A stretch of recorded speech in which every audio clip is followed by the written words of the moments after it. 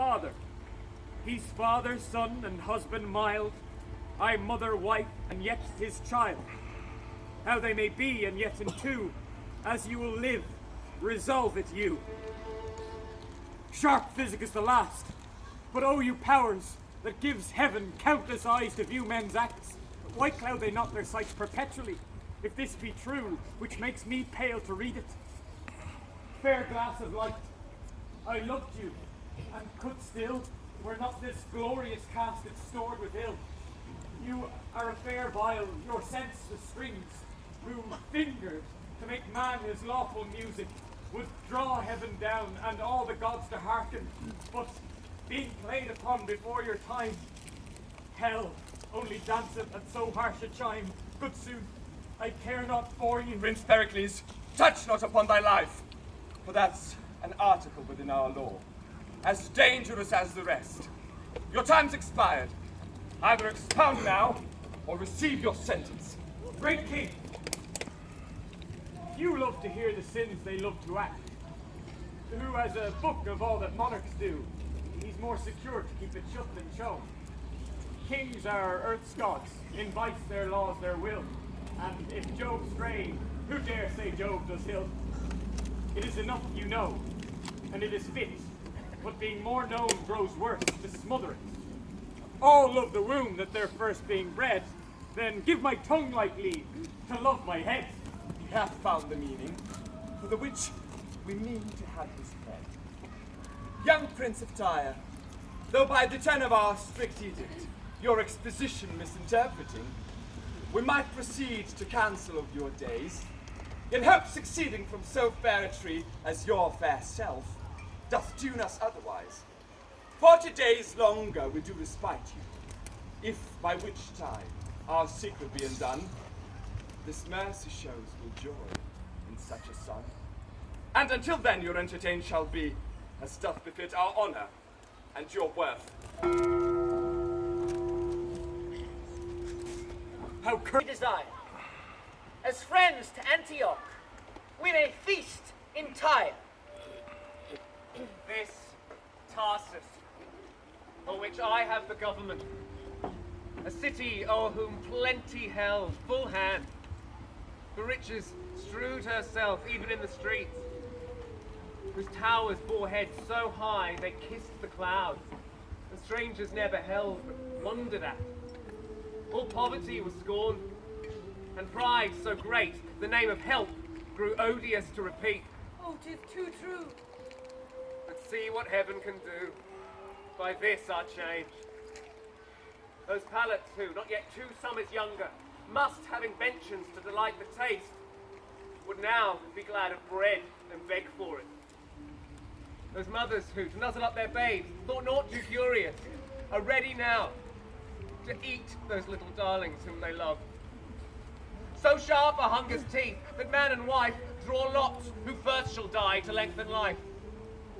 Here stands a lord, and there a lady, weeping. Here many sink, yet those which see them fall have scarce strength left to give them burial. Where's the Lord Governor? Here, We have descried upon our neighbouring shore a portly sail of ships make hitherward. I thought as much. One sorrow never comes, but brings an heir that may succeed as his inheritor.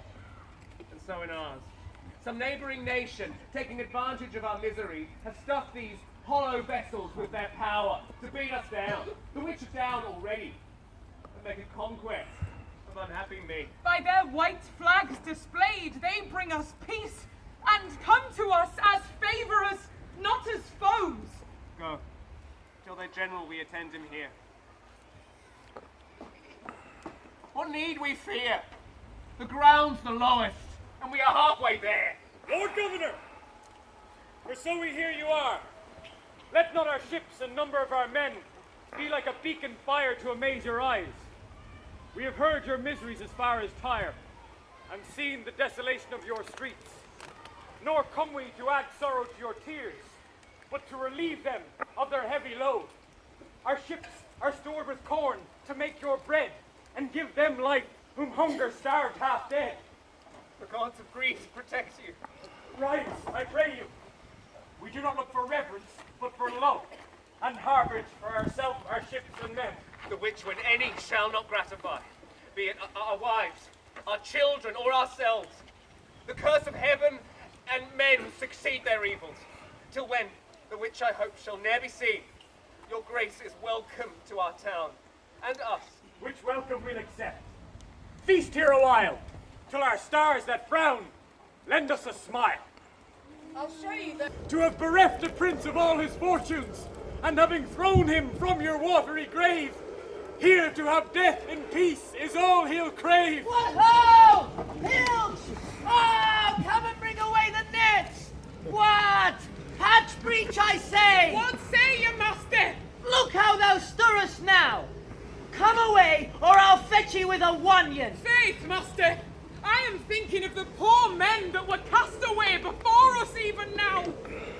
Alas, poor souls! It grieved my heart to hear what pitiful cries they made to us to help them, when well a day we could scarce help ourselves. Master, I marvel how the fishes live in the sea. Why, as men do a land, the great ones eat up the little ones. I can compare our rich misers to nothing so fitly as to a whale. He plays and tumbles, driving the poor fry before him, and at last devours them all at a mouthful. But such whales have I heard on of the land, that never leave gaping till they've swallowed the whole parish, church, steeple, bells and all. A pretty moral. But, master, if I had been the sexton, I would have been that day in the belfry. Why, man? Because he should have swallowed me too.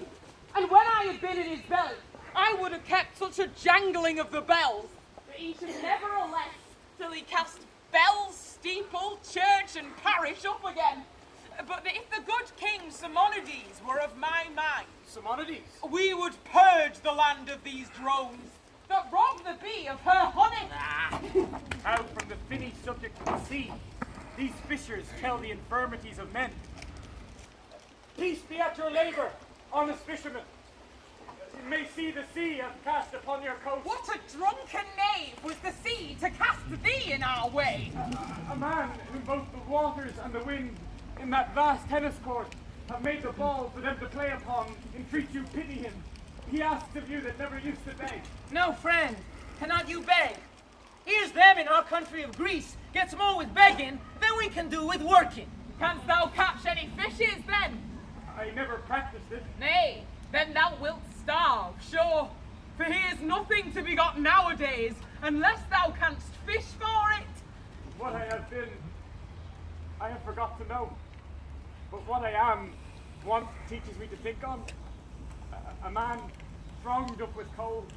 My veins are chill, and have no more of life than may suffice to give my tongue that beat, to ask her help, which, if you shall refuse, when I'm dead, for that I am a man, pray, see me buried in it. Die, quoth he! Now God's forbid it! And I have a gown here. Come, put it on. Keep thee warm. Now afore me, a handsome fellow. Come, thou shalt go home, and we'll have flesh for holidays, fish for fasting days, and moreover, puddings and flapjacks. And thou shalt be welcome.